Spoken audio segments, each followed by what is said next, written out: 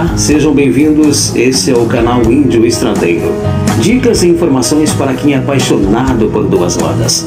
Acessem o nosso canal no YouTube. Aqui você vai assistir conteúdos sobre estrada, motoclubes, tudo da cena biker. Canal Índio Estradeiro. Paixão por estrada.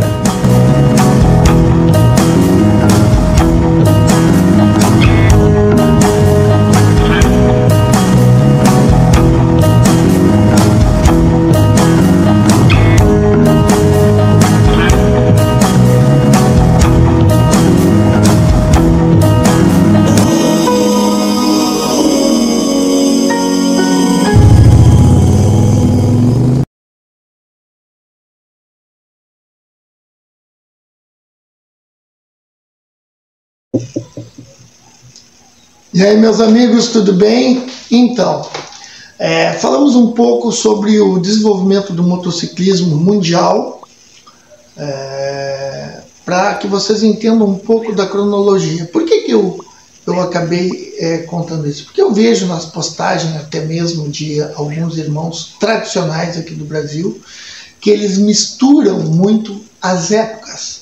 E lembrando que o motociclismo pós-guerra, até se tornar o motociclismo 1% que nós conhecemos hoje, eles levaram 40 anos. Né? 2040 a 2060, 60, 70, 40, 50, 60, 30 anos, mais ou menos. Que final dos anos 60 para início dos anos 70 e toda aquela evolução, né, nos anos 70, para chegar nos anos 80. Né? E aí eu vou falar agora sobre o Brasil. O Brasil, as nossas inspirações foram muito diferentes lá dos Estados Unidos. Aqui a dificuldade de chegar à informação era muito grande. Né? Havia algumas revistas, alguns filmes que chegavam aqui que faziam com que os jovens da época se inspirassem. Já havia o motociclismo com motos antigas, europeias, muitas motos europeias estavam aqui. Né? E já existiam alguns aventureiros que andavam de moto pelo sertão, pelo Brasilzão, né? Que muitos a gente não tem documentado, mas a gente tem algumas histórias sobre esses motociclistas. Assim como nos Estados Unidos tinha a AMA, aqui foi se formando clubes de moto também, né? Como o Motoclube do Brasil, Motoclube de Pelotas, Motoclube de Rio Grande, Motoclube Campos de Jordão, que promoviam passeios, promoviam corridas de moto, né? Daquela evolução, daquela junção e tal. Agora, o motoclubismo, né? Jovens de 1960, inspirados em filmes como Easy Rider, inspirados em filmes como O Selvagem da Motocicleta, inspirado em novelas, inspirado num grande da mídia do cinema brasileiro, aqui, O Vigilante Rodoviário. Todo aquele jovem queriam ser aquele motociclista. E aí veio surgindo, né, através de revistas, através de todos os jovens queriam ser os Réu Anjo. Aqui no Brasil tinha muita figurinha, muita camisa, muita coisa dos Réu Anjo, era muito colocado, mas ninguém entendia muita coisa. A informação era muito difícil chegar até nós naquela época. Muito bem, então jovens do Rio de Janeiro, né, que se juntavam, mexiam em moto, eram apaixonados por Harley Davidson, né, que era a moto ícone, né, que sempre foi, né, do motociclismo, principalmente do motoclubista. Quem já não sonhou e quem não sonha e quem já não teve uma HD, né, as pau velho, as novas. Muito bem, esses jovens na oficina do Mister, né, já existia o Motoclube de Jordão, Contrapino, entre outros, né, lá na Rua Ceará, se juntaram e resolveram fundaram um clube de moto esse, no estado da Guanabara, inspirado numa história da balaiada. Fundaram o primeiro clube do Brasil, em 1969, clube de colete, né, os balaios. E aqueles jovens se aventuraram aí pelo Brasil, através de viagens, fazendo a história deles.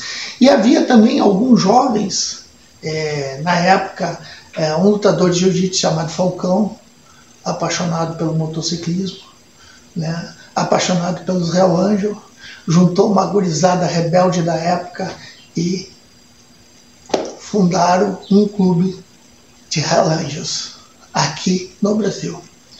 E a coisa foi evoluindo, né? Outros lugares, outros motociclistas viajavam, saíam, uma coisa meio esporádica, mas o motociclismo foi se formando lá no Rio de Janeiro, nos anos 70.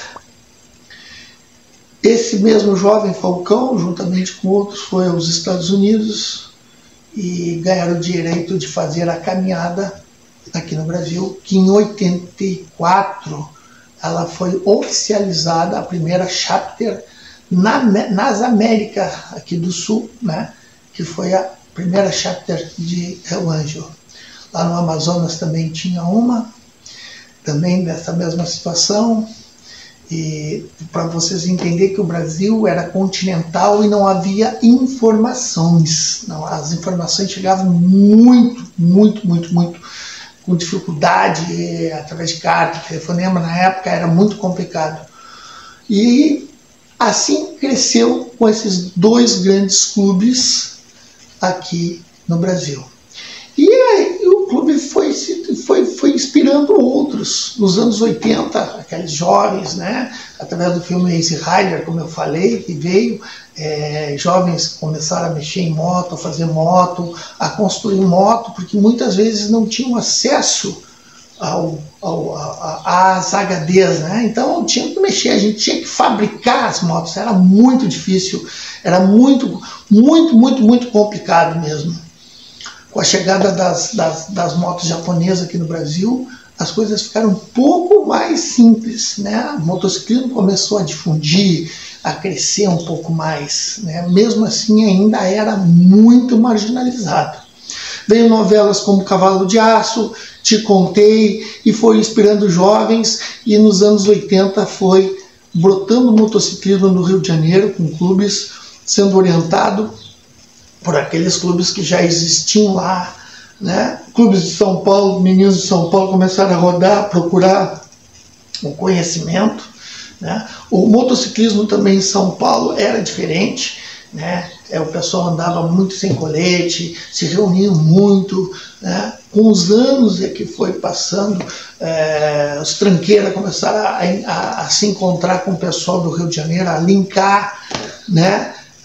Das viagens. Aí começou nos anos seguintes, nos anos 80, as romarias, os caras viajando, se trocando ideias, se conhecendo. Em 85 eu fiz uma viagem pelo Brasil, o motociclismo engatinhava. No Nordeste, no Norte não existia. O motociclismo no Nordeste e do Norte começou nos anos 2000, posso te dizer assim, né? A partir dos anos 2000, e o entendimento do colete, do significado, só a partir dos anos 2010, então é muito novo. É por isso que a gente vê muita coisa errada ainda por lá. É normal, isso já acontece aqui no Sul, onde tem as inspirações, imagina lá.